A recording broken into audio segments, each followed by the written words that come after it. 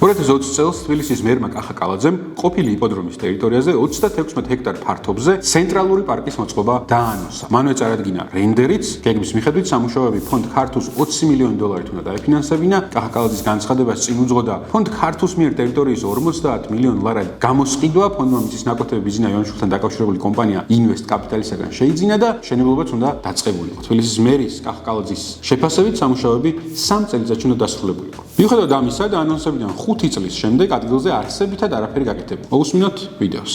წარმოგიდგენთ თუ როგორი იქნება თბილისის ცენტრალური პარკი. რაც შეეხება პარკის გეგმარებას, საუბრის დასაწყისში მე ვისაუბრე, რომ პარკი იქნება ყველა თაობის ადამიანისთვის. პარკში იქნება შესაბამისი სივრცეები. 2021 წელს პარკის პროექტზე მომუშავე ჰოლანდიურმა კომპანია ლაპლაბმა პარკის გენერალური გეგმა წარადგინა. პროექტის მიხედვით პარკს ღიურად 15000 ვიზიტორი უნდა მიეღო და გახსნის შემდეგ პარკში წარმოდგენილი უნდა ყოფილიყო ამფითეატრი, კვების ზონა და სხვა სარეკრეაციო ზონები, ფრანგული ბაღი, მედიათეკა, კაფეები, სკეით პარკი, ცხოველების სასეირნო სივრცე, შადრევნების, საფეხმავლო ხიდი, თოკების პარკი, პანორამული პლატფორმა და იაპონური ბაღი. არ ვიცი გახსოვთ თუ არა, ამაზე სერიოზულად გამართობდით სოციალურ ქსელებში, მოუხდებოდა თუ არა თბილის იაპონური ბაღი. კიდევ ერთი რამაც დისკუსია გამოიწვია, იყო 500 საპარკინგე ადგილი. მოუხდებოდა თუ არა გარემოს, ურბანისტთა ნაწილი ყურადღებას მისასვლელზე ამახვილებდა, მათი თქმით, პარკთან მისვლა საზოგადოებრივი ტრანსპორტით რთული იქნებოდა, კითხვები გააჩინა ესკიზებში, ბეტონის საფარის სიმრავლე. გაჭიანურებული მშენებლობის გარდა დროთა განმავლობაში პრობლემები გაჩნდა ნებართვებთან, კანონთან შესაბამისობის კუთხით და ასე შემდეგ. საბოლოო ჯამში 2022 წელს